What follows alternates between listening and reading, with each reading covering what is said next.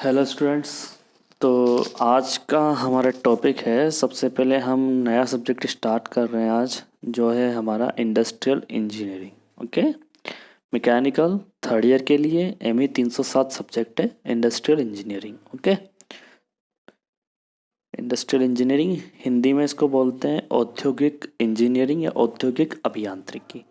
Okay, आज का हमारा टॉपिक रहेगा, बेसिकली हमारा फोकस रहेगा कि हम इंट्रोडक्शन करेंगे कि इंडस्ट्रियल इंजीनियरिंग क्या है, और अगर टाइम बचता है तो हम फर्स्ट टॉपिक या फर्स्ट चैप्टर भी स्टार्ट करेंगे। सबसे पहले मैं आपको समझाना चाहूँगा, सबसे पहले मैं अपने आप से इंट्रोड्यूस कर दूँ। मेरा नाम नवकार जैन है।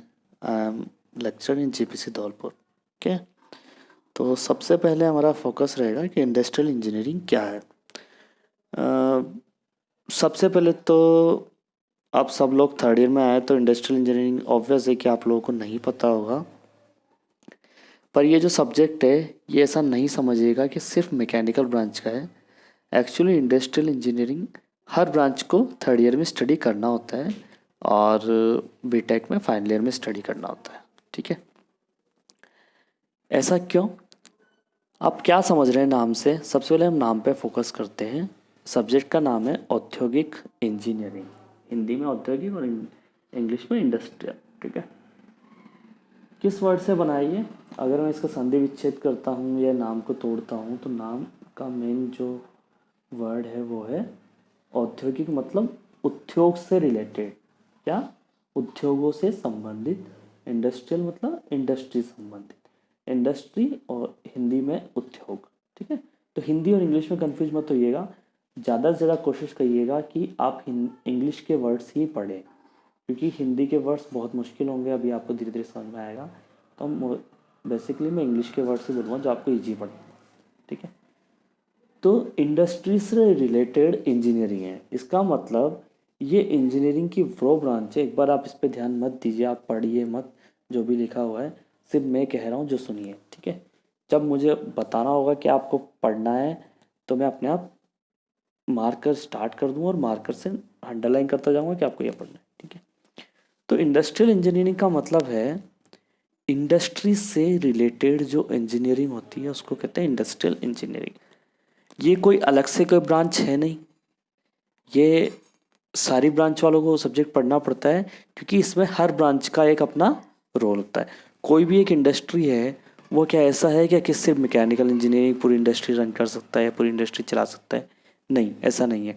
आप जब इंडस्ट्री देखेंगे, जब आप उद्योग देखेंगे या एक प्लांट देखेंगे, तो आप देखेंगे वहाँ पे एक मैकेनिकल इंजीनियरिंग भी होगा, एक इलेक्ट्रिकल इंजीनियरिंग भी होगा, इलेक्ट्रिकल इंजीनियर भी होगा, मैकेनिकल इंजीनियर भी होगा, सिविल इंजीनियर भी होगा, कंप्यूटर इंजीनियर होगा, एक इलेक्ट्रॉनिक्स इंजीनियर होगा, और भी जो भी वगैरह ब्रांच होती है, जो भी स्पेशलाइज्ड ब्रांच होती है, सारों के एक इंजीनियर्स होते हैं। ठीक है, सारों के इंजीनियर्स होते हैं जिससे भी ज़रूरत पड़ती है। तो इंडस्ट्री इंजीनियरिंग में एक्चुअली क्या सिखाया जाता है? हमें ये सिखाया जाता है कि हमें कोई उद्योग या इंडस्ट्री कैसे चलानी है या कैसे रन करनी है। अच्छा, मैं आपसे कहूँ कि आपको एक मैंने एंटरप्रेन्योर बना दिया या आपको एक आपने एक उद्योग स्टार्ट किया अपना, तो आपका सबसे पहला लक्ष्य क्या होगा उद्योग स्टार्ट करने का? अर्निंग, कमाई, ऑब्वियस है। कोई भी इंडस्ट्री स्टार्ट करता है वो किस लिए कमाई करता है? कमाई के लिए। तो कमाई ज़्यादा से ज़्यादा हो, यही सबका लक्ष्य होता है। तो कमाई ज़्यादा से ज़्यादा होने के लिए क्या करना है और क्या होना चाहिए? कमाई ज़्यादा से ज़्यादा हो और इनपुट यानी कि खर्चा कम से कम हो। लेकिन सिर्फ इन दो चीज़ों से काम नहीं चलता है। ये जब तक हम इंडस्ट्री स्टार्ट नहीं करते तब तक हम सोचते हैं कि खर्चा कम से कम और कमाई ज़्यादा से ज़्यादा हो। ऐसा नहीं होता है। बाज़ार में कंपटीशन को फाइट करने के लिए या हमें अपनी एक कंपनी की इमेज बनाने के लिए बहुत कुछ करना होता है। उसके लिए हमें क्या क्या चीज़ों पर ध्यान देना पड़ता है? सबसे पहली चीज़, हमारा प्रोडक्ट सस्ता हो। क्लियर है? ओके, हमारा प्रोडक्ट सस्ता हो, हमारा प्रोडक्ट क्वालिटी वाला हो। ठीक है, हमारा प्रोडक्ट क्वालिटी वाला हो, हमारा प्रोडक्ट सस्ता हो, हमारा प्रोडक्ट सब तक आसानी से पहुंच सके, तभी तो बिकेगा। और हमारा प्रोडक्ट से हमें फ़ायदा भी अच्छा खासा हो। ठीक है, ये सब चाहते हैं हमें। तो इन सब बहुत सारे लक्ष्य होते हैं जो एक बंदा उद्योग करता है, एक इंडस्ट्री करता है। आप खुद सोच के बैठिए कभी, अगर मैं सोचूं कि मुझे एक इंडस्ट्री स्टार्ट करनी है तो मुझे क्या क्या चाहिए, या मुझे इंडस्ट्री को बेनिफिट प्रॉफिट में लाने के लिए क्या क्या चाहिए, तो वो सारी जो इंजीनियरिंग होती है उस इंजीनियरिंग को कहते हैं इंडस्ट्रियल इंजीनियरिंग। इंडस्ट्रियल इंजीनियरिंग में भी कई सारे कई सारी इंजीनियरिंग और इसके अंदर इन्वॉल्व होती है। अगर बहुत ज़्यादा डीप में जाते हैं तो जैसे वैल्यू इंजीनियरिंग सुना होगा आपने। वैल्यू इंजीनियरिंग मतलब उसका आइटम की वैल्यू निकाली जाती है कि हम इसमें कैसे वैल्यू ऐड करें, वो चलो बात का बात है, आप उसमें ध्यान मत दीजिए। तो इंडस्ट्रियल इंजीनियरिंग में क्या हो गया कि हमें एक इंडस्ट्री चलाने के लिए किस तरह की इंफॉर्मेशन होनी चाहिए उसके बारे में हो गया। चलो अब परिभाषा पे आ जाते हैं, बहुत हो गया। औद्योगिक इंजीन, अब आप ध्यान दीजिए, अब आप परिभाषा पे ध्यान दीजिए। अब जो मैं परिभाषा पढ़ता जा रहा हूँ आप उस पर ध्यान दीजिएगा, ठीक है। औद्योगिक इंजीनियरिंग, इंडस्ट्रियल इंजीनियरिंग, इंजीनियरिंग की वह शाखा है जो जटिल प्रक्रमों मतलब बहुत ज़्यादा हार्ड प्रोसेस, या बहुत ज़्यादा जो जटिल हो प्रोसेस, या बहुत ज़्यादा मुश्किल प्रोसेस हो, तथा निकायों मतलब सिस्टम्स के इष्टतमीकरण से संबंधित है।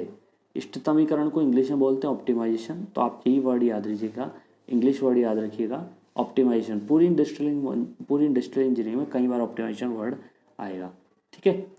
अच्छा, क्या होता है ऑप्टिमाइजेशन? चलो पहले परिभाषा पूरी कर लेते हैं। यह लोगों, धन, ज्ञान, सूचना, उपकरण, ऊर्जा, सामान आदि के एकीकृत निकाय के विकास, सुधार, कार्यान्वयन, मूल्यांकन से संबंधित है। थोड़ा मुश्किल लग रहा होगा, लेकिन कोई बात नहीं, हम एक एक वर्ड को पढ़ेंगे और पूरी इंडस्ट्रियल इंजीनियरिंग को ध्यान से समझेंगे।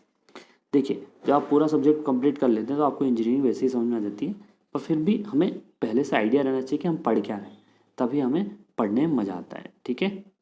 तो ओके, मैं आपको बताना चाह रहा था ऑप्टिमाइजेशन वर्ड, मैं आपको बताना चाह रहा था इष्टतमीकरण वर्ड से कि इष्टतमीकरण वर्ड क्या होता है।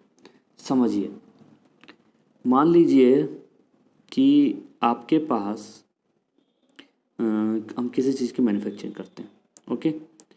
मैंने आपसे कहा कि एक कार बनाते हैं हम, ठीक है। क्योंकि हम, अगर मैं वैसे मेरे माइंड में जो चल रहा था अभी वो था कि एक दर्जी एक शर्ट सिलता है तो वो कैसे ऑप्टिमाइज करता है कपड़े को। चलो पहले उसके समझाता हूँ। जैसे मान लो 1 मीटर कपड़ा है आपके पास, 1 मीटर बाई 1 मीटर का एक शर्ट पीस है, और आपको उससे शर्ट सिलवाना है ना, या शर्ट सिलना है, ठीक है।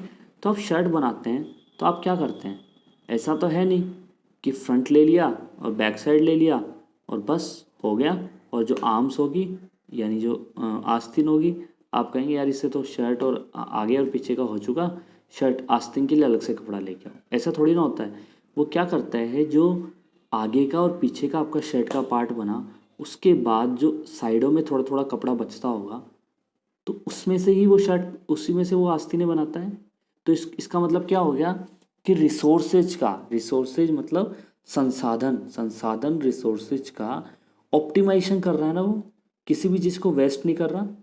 समझ रहे हैं आप मेरी बात को?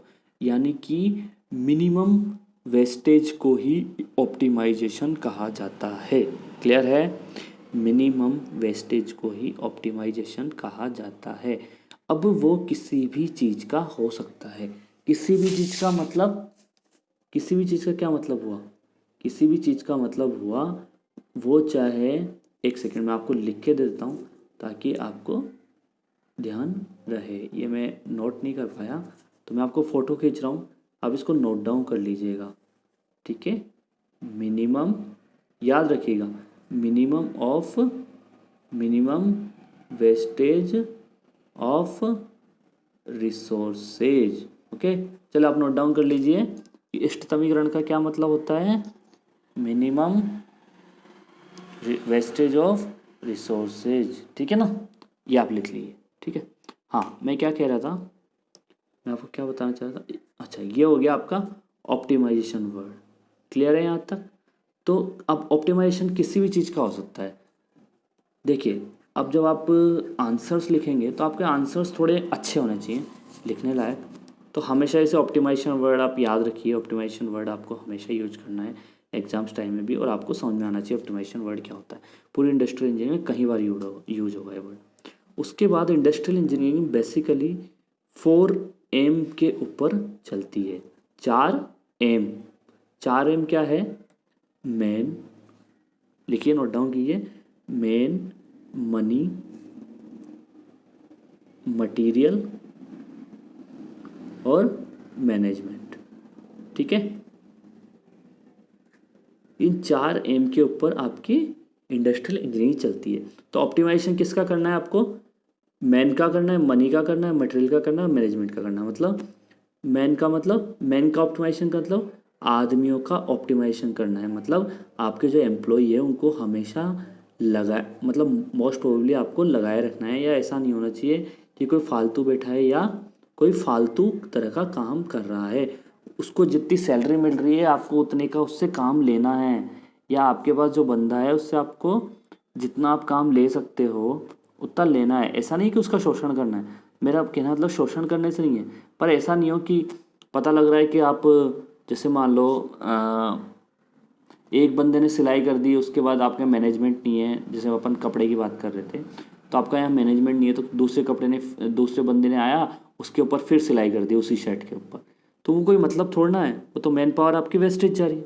तो मैन पावर का आपको ऑप्टिमाइजेशन करना है, मनी का ऑप्टिमाइजेशन करना है, पैसा कम से कम खर्च करना है जितना हो सके। मटेरियल वेस्टेज नहीं करना, ये सबसे बड़ा ऑप्टिमाइजेशन मटेरियल का ही करना है आपको।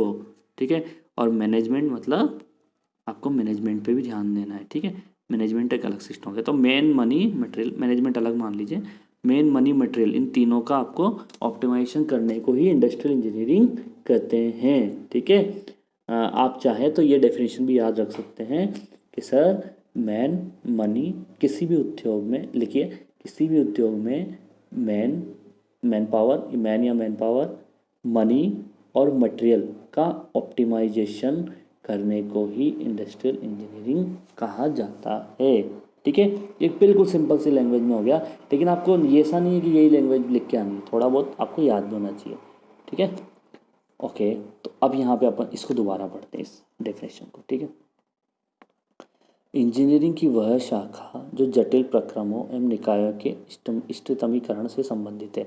आप यहाँ पे जटिल प्रक्रम और निकाय की जगह जो मैंने आपको बताया मेन, मनी, मटेरियल, ओके, इसमें एक चीज़ आप और जोड़ लीजिए, मेन, मनी, मटेरियल के साथ मशीन, मैनेजमेंट की जगह मशीन्स भी लिख सकते हैं। ठीक है, मशीन्स का भी आपको ऑप्टिमाइजेशन करना है। ठीक है, इसके ऑप्टिमाइजेशन को ही इंडस्ट्रियल इंजीनियरिंग कहते हैं। अब आगे पढ़िए, अब आगे ध्यान से समझिएगा, अब आपको समझ में आएगा।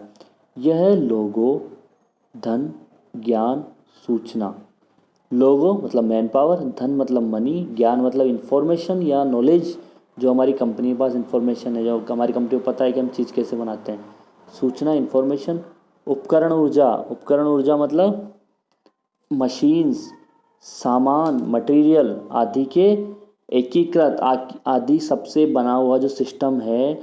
देखो वही बात आ गई जो मैंने आपको हिंदी इंग्लिश में बोली थी, मेन, मनी, मटेरियल, मशीन्स, उसी की बात है। लोगो, मैन, मनी, धन, ज्ञान, इंफॉर्मेशन आप जोड़ सकते हैं। उपकरण और एनर्जी किस में आ गया? मशीन्स में। और सामान किस में आ गया? मटेरियल में। आदि के एकीकृत निकाय के विकास, मतलब इन सब के सिस्टम को आप यहीं तक आदि के इसको काट सकते हैं, कोई दिक्कत नहीं है। इनके विकास, सुधार एवं कार्यान्वयन, मूल्यांकन संबंधित है। इन सब के विकास, ऑप्टिमाइजेशन में क्या क्या आ गया? इन सब का विकास करना है आपको, इन सब का ध्यान देना है आपको, मैन, मनी, मटेरियल और मशीन्स का, इन सब का ध्यान रखना है। और सुधार, इन सब में सुधार करना है, इन सब को अगर कुछ गड़बड़ है तो सही करना है इन सब में। और कार्यान्वयन मतलब इन सब की प्रोसेस, जो इनकी सबकी क्रिया है ना कार्य करने की, उन पे भी ध्यान देना है। और मूल्यांकन मतलब जो आपने कहा था वैसा कर रहे हैं या नहीं कर रहे हैं, इन सब फैक्टर्स पे ध्यान देना है। ठीक है ना, समझ में आ रहा है? मैन, मनी, मशीन्स, मटेरियल और इंफॉर्मेशन आप लिख सकते हैं के आदि के विकास, सुधार, कार्यान्वयन, मूल्यांकन से संबंधित है। क्लियर हो गया इंडस्ट्रियल इंजीनियरिंग। अब आपको परिभाषा याद हो जाएगी। क्लियर है यहाँ तक? ओके। अब एक बार और डिटेल में पढ़ लेते हैं थोड़ा सा इंडस्ट्रियल इंजीनियरिंग में और क्या क्या होता है। ठीक है, ये एक पेज है जस्ट, आप इसमें थोड़ी सी डेफिनेशंस हैं, आपको एक एक वर्ड धीरे धीरे समझ में आएंगे जब आप पढ़ेंगे। अभी थोड़ा सा डिटेल में बाद में बताएंगे। अच्छा, ये क्या लिख रहा है? Industrial engineers work to make things better the processes, products और सिस्टम्स। इसमें बताया इंडस्ट्रियल इंजीनियर्स क्या क्या करते हैं, वो चीज़ों को अच्छा बनाते हैं। उनका एक फोकस मेनली किन एरिया पे रहते हैं? Project management. प्रोजेक्ट मैनेजमेंट मतलब प्रोजेक्ट को कैसे मैनेज करना है। मैनेजमेंट मतलब क्या ये जो अपना वर्ड था कार्यान्वयन, इसका मतलब होता है मैनेजमेंट। इन सब का मैनेजमेंट करना, प्रोजेक्ट का पूरे मैनेजमेंट करना। मैन्युफैक्चरिंग, प्रोडक्शन, डिस्ट्रीब्यूशन, मैन्युफैक्चरिंग जो हो रही है उन सब के बारे में ध्यान देना, उन पे फोकस करना। Supply chain management, supply chain management का मतलब होता है जो अपने सामान आ रहा है कंपनी से बन के जा रहा है, ये सब सप्लाई चेन मैनेजमेंट में आता है। ये सब वर्ड्स आपको समझ में आने चाहिए, धीरे धीरे समझ में आएंगे, बार बार हम इंडस्ट्री में पढ़ते रहेंगे फिर भी। सप्लाई चेन मैनेजमेंट का मतलब हो गया आपको सामान आ रहा है जा रहा है उसका पूरा हिसाब होना चाहिए। ठीक है, और किस किस चेन से सब चलो अपन इसको डिटेल में पढ़ेंगे कभी। Productivity, method and process engineering. Productivity क्या होता है? प्रोडक्टिविटी हम आगे पढ़ेंगे। प्रोडक्टिविटी मतलब होता है कि आपको मैक्सिमम प्रॉफिट हो।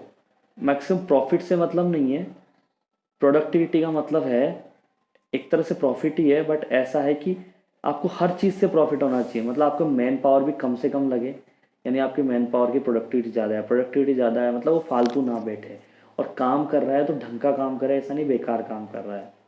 ठीक है ना, मतलब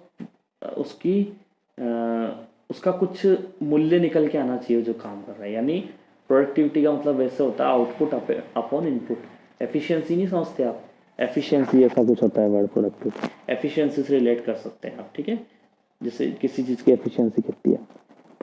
ठीक है, तो ये productivity, method and process engineering चलो बाद में पढ़ेंगे। मेथड्स वगैरह के बारे में समझना कि क्या मेथड यूज करना चाहिए, क्या प्रोसेस यूज करनी है, वो सब।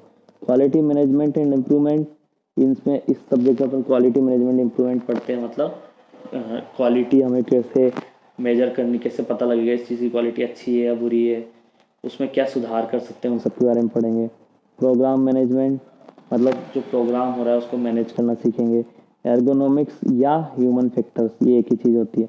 एर्गोनॉमिक्स का मतलब होता है कार, जैसे कार के अंदर एर्गोनॉमिक्स के ऊपर आजकल सबसे ज़्यादा ध्यान दिया जाता है। एर्गोनॉमिक्स का मतलब होता है कि जो आपके यहाँ जो आदमी है उसको पूरी सुविधा, मतलब आप ऐसे समझ सकते हैं उसको आसानी होनी चाहिए चीज़ों में। जैसे कार के अंदर एर्गोनॉमिक्स की बात करें कार बनाने में, तो एर्गोनॉमिक्स का मतलब हो गया कि कार कंफर्टेबल होनी चाहिए आदमी जब चलाए। और यहाँ पे ह्यूमन फैक्टर्स का मतलब, एर्गोनॉमिक्स का मतलब है जो आपके एम्प्लॉय काम कर रहे हैं उनके लिए, उनके बारे में। Technology development and transfer, technology भी आपको मैक्सिमम एडवांस टेक्नोलॉजी यूज़ करनी चाहिए। स्ट्रेटजिक प्लानिंग, प्लानिंग भी स्ट्रेटजिक होनी चाहिए, प्लानिंग करके काम होना चाहिए। Management of charge, management of change, management change होता रहना, जो भी है बाद में पढ़ेंगे अपन। फाइनेंशियल इंजीनियरिंग, फाइनेंस कैसे यूज करना है कैसे यूज नहीं करना है। ठीक है, तो ये सब बेसिकली हमारे इंडस्ट्रियल इंजीनियरिंग के मेन फोकस रहेंगे। ठीक है, क्लियर है? यहाँ तक अपने को मेरे ख्याल से इंडस्ट्रियल इंजीनियरिंग आपको क्लियर हो गई है, डेफिनेशन काफ़ी कुछ हो गया है। अब हम इंडस्ट्रियल इंजीनियरिंग स्टार्ट करेंगे नेक्स्ट लेक्चर से। Okay, thank you so much.